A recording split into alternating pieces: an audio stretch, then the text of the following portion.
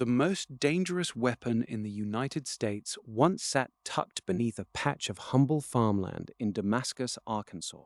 On September 19, 1980, a single dropped socket turned a routine maintenance check into a nightmare that nearly leveled the state.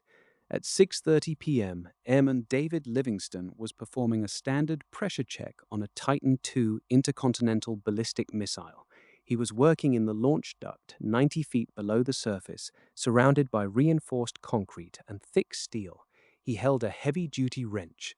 Beside him stood Senior Airman Jeff Kennedy. The wrench slipped. It fell 80 feet. It struck the missile's thin, stainless steel skin. It didn't just dent the metal, it punctured the fuel tank. That tiny hole released a high-pressure spray of Aerozine 50, a volatile, hypergolic rocket fuel. Panic set in immediately. The pressure readings in the tank began to plummet. The fuel began to puddle at the bottom of the silo. The air in the facility grew thick with toxic fumes. The crew realized the missile was leaking, and they realized they were standing in a giant subterranean bomb. The Titan II was a relic of the Cold War, a beast designed for total destruction. It carried the W-53 thermonuclear warhead, a 9-megaton monster. That is over 600 times more powerful than the bomb dropped on Hiroshima. If that warhead detonated, it wouldn't just destroy the silo, it would incinerate everything within a 10-mile radius and blanket the region in radioactive fallout. Evacuation orders were issued. The crew scrambled to save their lives.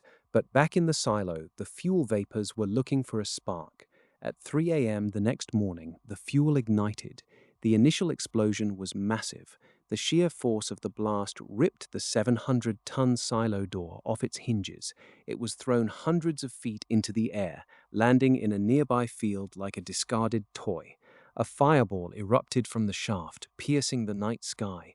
It was a pillar of fire visible for miles. Inside the facility, the air turned into a furnace. The blast wave tore through the command center.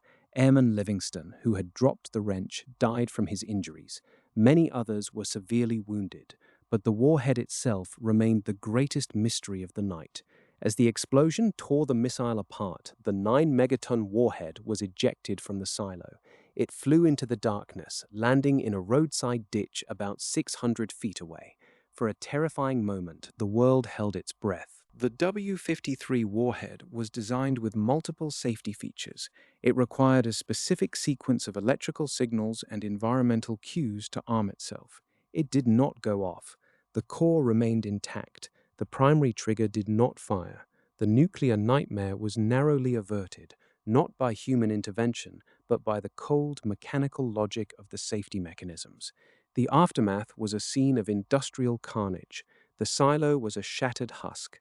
The Titan II program, already aging and controversial, was effectively doomed by the disaster. The Air Force spent months cleaning up the wreckage, digging through toxic mud and twisted steel to ensure not a single gram of radioactive material remained in the Arkansas soil. What happened in Damascus was a wake-up call for the nuclear age. It proved that even with the most sophisticated technology on the planet, the barrier between global stability and absolute catastrophe can be as fragile as a dropped tool. It highlighted the terrifying reality of maintaining a nuclear arsenal that is, by its very nature, prone to human error. We often think of nuclear weapons as static objects, dormant entities sitting in silent silos, waiting for a command from the highest levels of government. But Damascus revealed a different truth. These weapons are chemical, mechanical, and volatile. They exist in a world of leaking seals, corroding metal, and fallible men. The Titan II was eventually phased out, the silos decommissioned, and the sites filled with dirt or reclaimed by nature. Today, a quiet road in Arkansas leads to a field that looks like any other, but if you know where to look, you can still see the subtle depressions in the ground where the earth was scorched. We live in a world that continues to place its safety in the hands of complex, high-stakes machinery. We rely on safety switches, fail-safes, and protocol to hold back the tide of potential destruction. But history tells us that hardware eventually fails. Humans eventually err. The miracle of Damascus wasn't that the system worked perfectly. It was that when the system failed, the world didn't end. The question we are left with isn't just about the technology we build. It is about whether we can truly contain the forces we have unleashed.